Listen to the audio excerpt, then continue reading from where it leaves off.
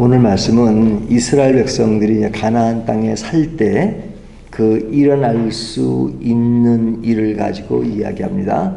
아직은 가나안 땅에 들어가지 않았죠. 그러니까 가나안 땅을 바라보고 있습니다. 이스라엘 백성이 가나안 땅에 들어가게 될 거예요. 들어가면 너희들이 그곳에서 어떻게 살 것인가 하는 이야기를 하고 있는데요. 자, 그 땅을 차지하게 되면, 들어가게 되면 그 땅을 그 백성들이 어떻게 그 땅을 분배받을 수 있습니까?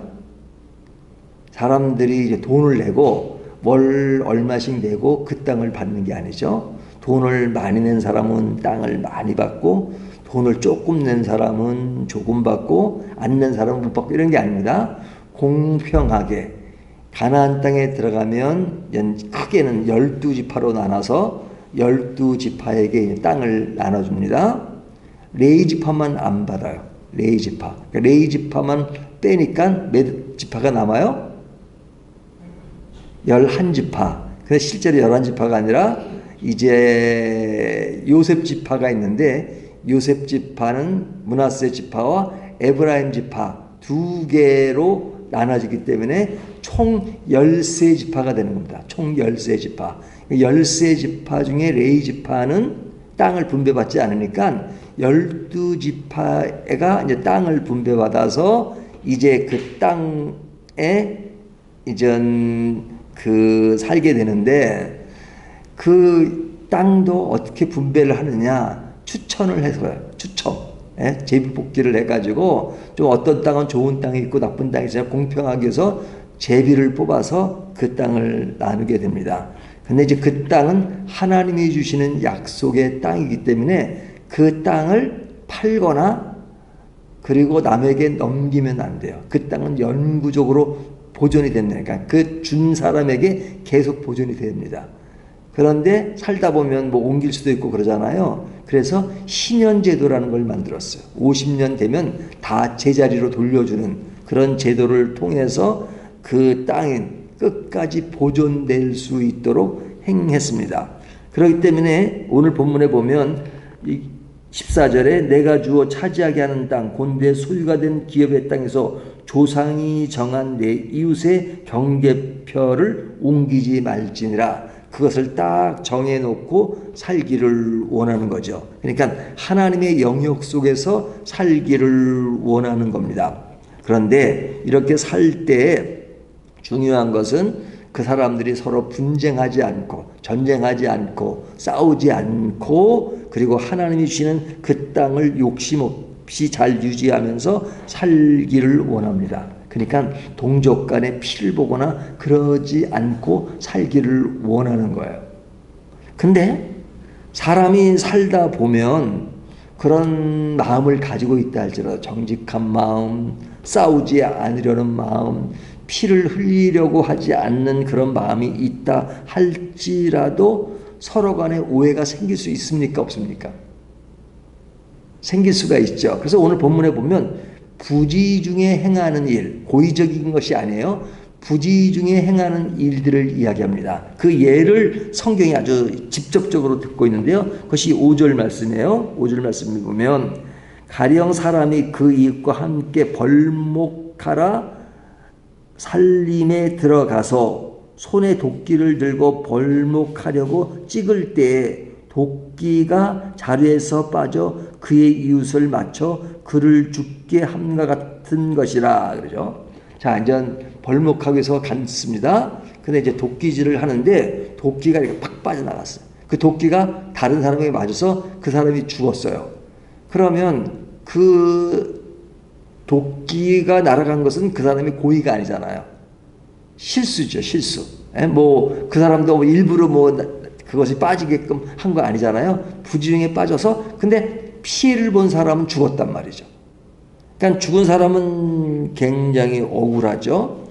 그러니까 이것은 한 사람은 죽이려고 하고 한 사람은 죽임을 당하는 그런 일들이 서로 계획된 것이 아님에도 불구하고 그런 일들이 벌어져요. 그러면 사람이 이제 죽은 사람은 말이 없죠. 죽었으니까. 하지만 그 가족들이 그것을 보고 죽었으니까, 도끼에 맞아 죽었으니까, 그러니까 그 문제에 화가 나고 복수를 한단 말이죠. 그럼 복수를 해요. 복수를 해요. 내가 사람을 죽였지, 우리 집안 사람을 죽였지, 복수를 합니다. 그럼 복수하면 또 그 사람이 죽잖아요. 그 상대방이. 그러면 또 그쪽의 가족들이 보고 우리를 죽여? 그리고 또 복수를 한단 말이죠. 계속 그렇게 되면 어떻게 되겠습니까? 피바다가 되죠. 계속 복수가 연결되면서 계속 그런 서로를 복수하는 그런 일들이 생깁니다. 그러면 사회가 어떻게 되겠어요? 계속 복수가 이어지면서 서로 죽이고 분쟁하고 싸우고 그렇게 되잖아요. 그러니까 지금 모세가 이스라엘 백성들이 가나안 땅에 들어갔을 때 그런 피로 물든 그런 세상이 되기를 원치 않는 겁니다. 그러니까 그곳에는 하나님이 주신 땅이니까 그 땅을 잘 보존하고 너희가 경계표를 지키고 욕심을 부리지 않으면서 너희가 잘 살기를 원합니다. 그럼에도 불구하고 사람들이 부지중에 그런 일들이 생겼을 때 죽는 일이 생기니까 그럴 때 보복하고 그러면 또 그것이 아무리 그 선한 생각을 가지고 있다 할지라도 그런 것으로 오는 또 오는 피해가 있을 수 있으니까 그런 입장이 생겼을 때, 그런 모습이 생겼을 때 어떻게 해야 되는가 하는 것을 오늘 본문이 얘기하는 거죠. 그것이 뭐냐면 도피성이라는 겁니다. 도피성. 이 도피성은 이제 그 이스라엘 백성들이 저 위에서부터 시작해서 밑에까지, 예? 그 단에서 부엘세바까지 이제 도피성 3개를 만듭니다. 동편으로 가면 또 3개가 있지만 이스라엘의 기본 땅은 이제 요단강 서편에 있는 거죠. 거기서 이제 그 도피성을 3개를 만들어요. 도피성은 이게 이제 거리가 짧아야 어떤 일이 생겼을 때 도피성으로 가기 편하게 하루길이 될 수 있도록 그렇게 만든 겁니다. 그런데 이 도피성을 왜 만들어졌느냐? 이제 본의 아니게 사람을 죽였어요. 그러면 빨리 도피성으로 가라는 겁니다. 도피성으로 안 가면 이제 그 보복하기 위해서 가족들이 쫓아와서 그를 죽이면 끝나는 거잖아요. 사람이 죽으면 끝나버리는 거니까. 그래서 도피성에서 그를 보호할 수 있도록 하는 겁니다. 자, 여기서 이제 가해자가 있고 피해자가 있죠. 피해자는 너무 억울한 거죠. 죽었으니까.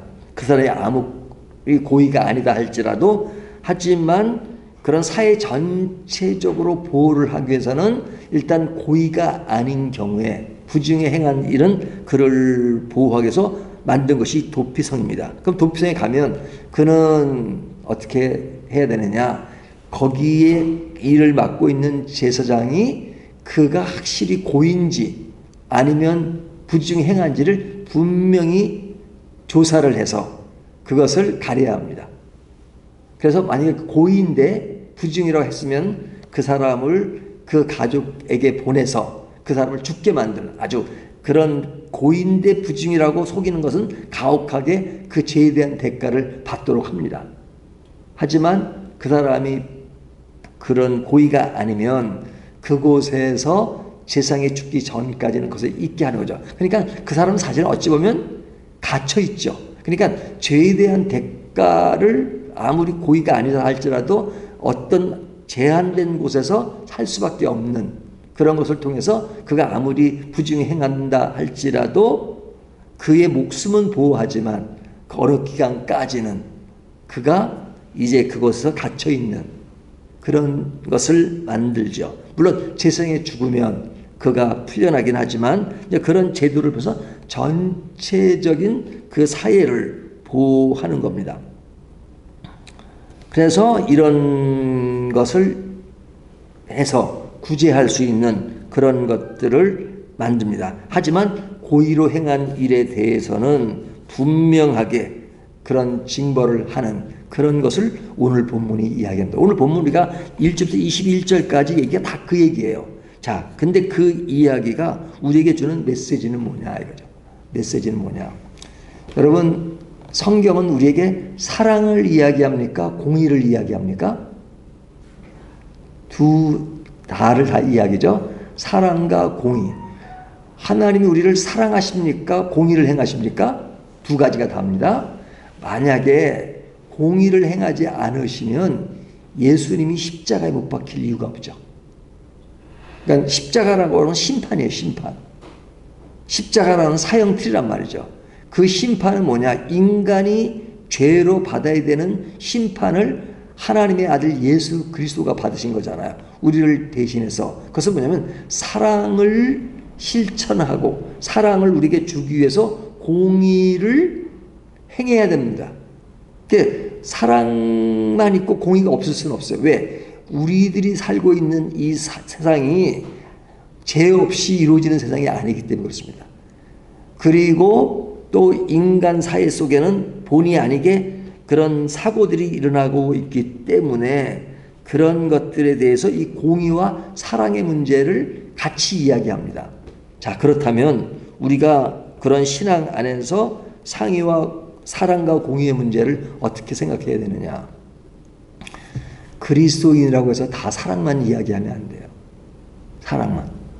예를 들면 여러분 어떤 강도가 자기 집에 들어와서 칼을 들이대고 사람을 죽이려고 해요. 자기 가족 중에 한 사람을 죽이려고 해요. 그러면 어떻게 됩니까? 우리 그리스도인은 사랑이니까 그 사람에 대해서 그냥 죽어줘라. 만약에 그러면 우리 장로님은 군인 출신이시지만 그런 것이라면 아마 군인이라는 제도도 없어질 겁니다. 그렇죠? 전쟁을 왜 합니까? 전쟁하면 사람이 죽고 그러는데. 근데 성경을 보면 계속 전쟁이 있잖아요. 다윗 왕이 전쟁을 많이 한 사람이잖아요.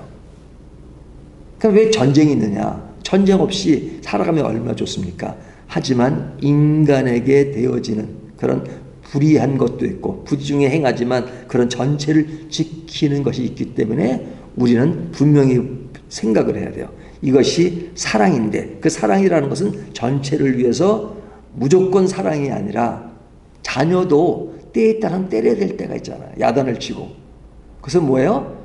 더 깊고 넓은 사랑을 위해서 분명히 이것이 사랑의 문제로 접근해야 되느냐 정의와 공의의 문제로 접근해야 되는가 하는 것이 분명해야 합니다. 이런 것이 조화를 이루어야 됩니다. 그래서 우리가 핫바지가 되면 안 돼요. 그러니까 분명하게 사랑은 이때 그런 정의와 그런 공의에 대해서 분명한 거 그리고 이런 균형을 찾는 것이 우리에게 얼마나 중요한가. 그래서 모든 게 좋은 것이 좋은 것이다. 악한 것도 좋은 것이다. 성경은 악한 것을 좋다고 말하잖아요. 하나님이 가나안 땅에 들어갈 때 가나안 땅의 우상 숭배하는 사람들 다 죽이라 이렇게 말씀하잖아요. 물론 그것을 기계적으로 우리가 적용하면 안 되지만 그러나 우리가 죄를 질 수밖에 없는 존재예요. 또 져요. 하지만 우리가 더 이상 죄를 져서는 안 된다는 그런 자세와 각오는 필요하죠. 물론 주님의 사랑으로 다 용서해 주시지만 용서하시니까 그냥 우리는 죄를 져도 된다. 그렇게 말하는 은혜를 남용하는 것입니다. 우리가 은혜는 늘 감사하게 생각하지만 더 이상 죄를 질 수는 없고 나 같은 죄인을 용서하신 하나님 앞에서 나는 더 제대로 살아야 되겠다 하는 마음을 갖는 사람이 은혜를 아는 사람입니다. 은혜를 남용하는 사람들은 아예 은혜를 받으세요. 그러니까 그 밀양이라는 그런 영화가 나오는 겁니다. 기독교를 비아냥거리는. 자, 오늘 이 말씀을 가지고 우리의 생활의 질서가 어때야 되는가 하는 것을 다시 한번 점검하는 저와 여러분이 되시기를 주님의 이름으로 축원합니다.